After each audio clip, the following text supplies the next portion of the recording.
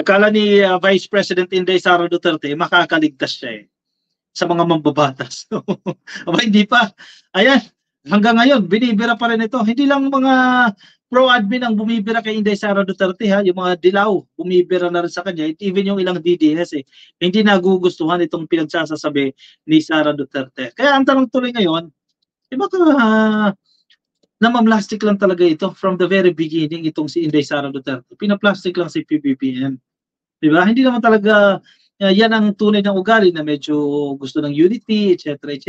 Baka naman for the longest time pinaplastic nilang si PBBM. Kasi at ngayon, lumalabas na kasi yung totoong kulay. Di ba? Kasi kung gusto mo talaga tumulong sa administrasyon ni PBBM, hindi ka ganyan katigas ang ulo, no? Na simpleng pag-attend dito sa historic event na ito, hindi mo pupuntahan itong zona na to. Di ba, pinapasahod ka ng gobyerno. Kung may pangalawa sa pinakamataas na sahod na opisyal ng gobyerno. Yet, isang simpleng event, isang simpleng okasyon, makasaysayang okasyon na dapat lahat nandiyan kayo. Di ba? Kasi magre-report yung presidente natin sa mga naging accomplishments niya. Hindi mo pupuntahan. Aba, diyan lumalabas ang tunay na ugali. Sabi ng ilang mga mambabata. Sige, basahin natin yan. Superficial lang daw pala itong ugali ni Inday Sara Duterte at lumalabas na talaga ang totoong ugali nito. So baka ngayong panununtok niya ng sheriff nung panahon, ito niya talaga yung ugali, no?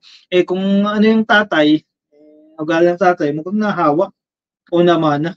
Hindi natin alam, no? Baka ganyan naman talaga, nagpanggap lang ng bahagya para manalo. Nasa balita po ng politico.com, yan, tunay na kulay, ayan, patanong po yan, ha? Tunay na kulay, Sara Duterte zona snub sparks doubts on her unity with Marcos. Baka hindi naman talaga unity ang habol, kundi pwesto lang ang habol. Ayan ang tanong dyan. Deputy Speaker and Quezon Province Representative David Suarez said the statement of Vice President Sara Duterte regarding her non-attendance in the upcoming State of the Nation address only strengthens speculations that her display of unity with President Ferdinand Marcos Jr.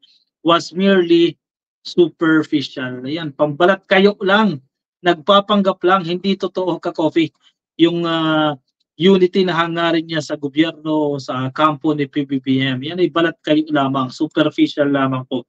In short, orokan lang, lock and lock para social na, hindi na plastic, ha. Lock and lock, ka-plastikan lang pala yan ka-coffee. Bakit hindi ka dadalo dyan? Ang sinasabi ng mga DDS, no? Pakialam nyo ba kung hindi dadalo? Siyempre, pakialam tayo dyan kasi political event yan, Kumbaga, yan na nga lang ang attendance nyo, Kayo mga official, di ba? Lalaki ng sahod ninyo, Yan na lang ang attendance nyo. Pumasok lang kayo dyan sa zona. Hindi ka pupunta. Di ba? Maghahanap talagang taong bayan. Siyempre, parte tayo ng nagbabayad ng buwis para pampasahod sa mga official ng gobyerno. Itong event na yan, kumbaga, General Assembly nyo yan, Tapos hindi ka pupunta. Anong reason mo? Maintindihan mo pa kung may health reasons, May valid reasons bakit hindi siya pupunta. Pero wala, Dahil dinesignate niya raw, in-appoint niya ang kanyang sarili bilang designated survivor, hindi siya pupunta. Sa tingin niyo ba valid na reason yun? Di ba hindi? Paano mo maiintindihan yan? Yun ang hindi nyo nagigets dyan. Kaya kami nagdidemand na pumunta siya dyan, dumalo siya dyan.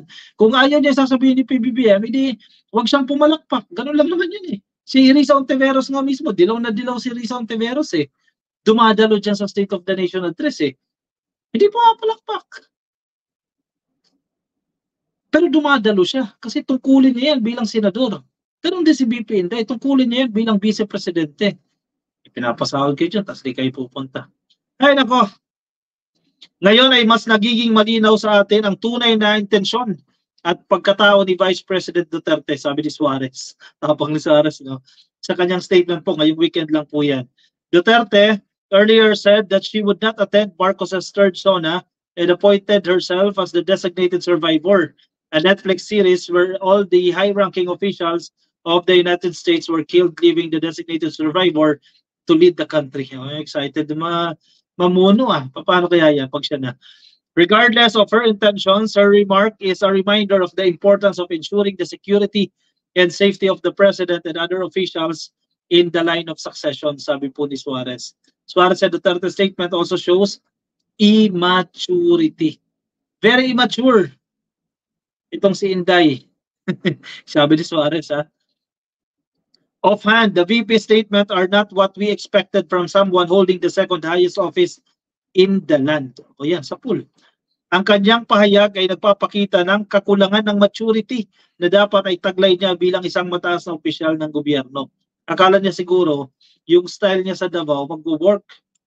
Nag-work ba talaga sa Davao? Hindi natin alam, no? Suarez also expressed concern about the potential implications of Duterte's statement. It raises a critical question. What are the implications of such a statement for the safety and unity of our government leaders? Sabi po ni Suarez. Kaya na hanggang ngayon nabibira pa rin itong si Inday Sara Duterte kasi parang nagsi-self-destruct ito eh. Oh, masisisi mo ba si Rizal Teveros kung birahin siya? O masisisi mo si Coco Pimentel? Masisisi mo itong mga mambabatas diyan na magagalit sa kanya o kukutyain siya, i-call out siya doon sa kanyang statement. Hindi eh, kasi valid yung kanilang mga argumento dito eh.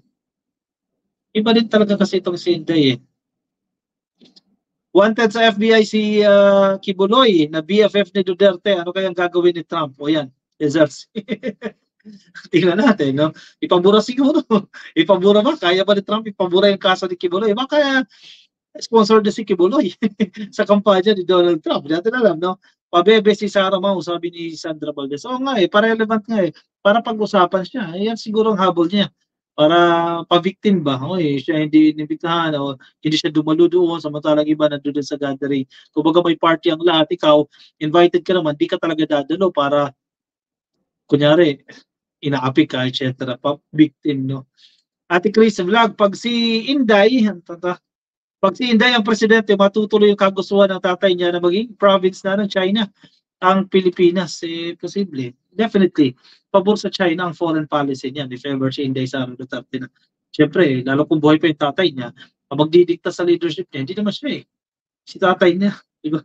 O kaya sila Harry Roque, ang grupo nila ng mga DDS, no? Sylvia Agbayani, shoutout po sa inyo kay Romana Pataksil. Happy viewing po sa inyo. Rolly Untalan, nakikinig po sa atin dyan sa Facebook. Shoutout po sa inyo kay Feli Perez. Shoutout din po kay Disam Zaiden Renz. Happy viewing po sa inyo. Sabi ni Mambaybayan Sali, no? Ito yung spoiled brat daw po.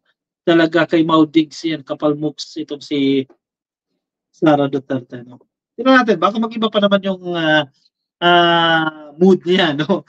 Baka naman dumalo pa, no? Sinasabi naman kasi ng Kongreso, ng House of Representatives, eh mag-aalat pa rin naman siya ng upuan, no? Ng seats diyan kay Inday Sara Duterte.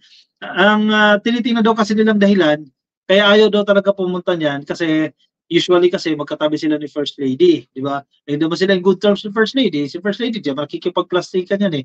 O hindi sila in good terms. O baka wala siyang gustong tumabi sa kanya, wala siyang seatmate. Pero actually, madali lang yan eh. Kung mature ka talaga, kung hindi ka immature, yan. Sige, kung mature ka talaga, edi mag-request ka sa secretariat na dito ka ilagay, huwag kang itabi kay First Lady, etc. etc. O itabi ka doon sa kung sino mang ka-close mo. Di ba? Ganun lang naman yun eh. Pero hindi eh. Immature eh. Kaya hindi pupunta. Sanji Bell, kahit wag nang dumalo, hindi naman siya kawalan.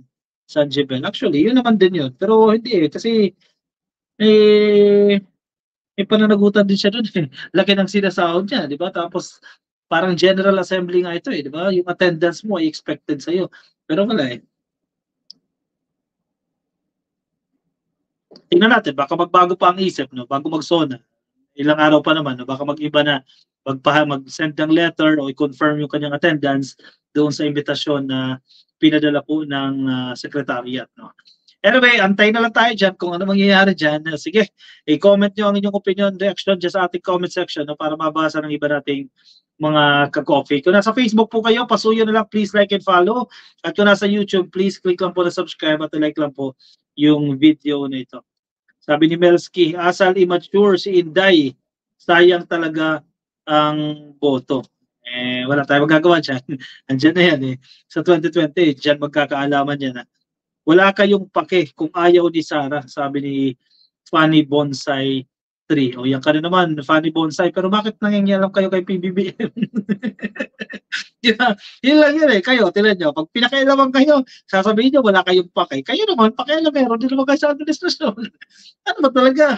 Diba? Double standard eh. Yan ang problema sa inyo. Double standard din kayo eh. Cesalia Peña, hello ma'am. Ayan, Valdez, tama daw po kayo. Kay Rosalie Bernardino, ayan, Amerika lang ang may batas na ganyan, pero sa Pinas wala. Ay baliw si Sarah na sobrahan sa Netflix. Diba kakakanood niya lang kasi yung Designated Survivor eh. Kaya ganyan na, sabi niya agad yan. Anyway, sige, hintay tayo ng ano mang mangyayari dyan. Kuha na po kayo ng kape at tayo ay mag-move on sa ating next topic.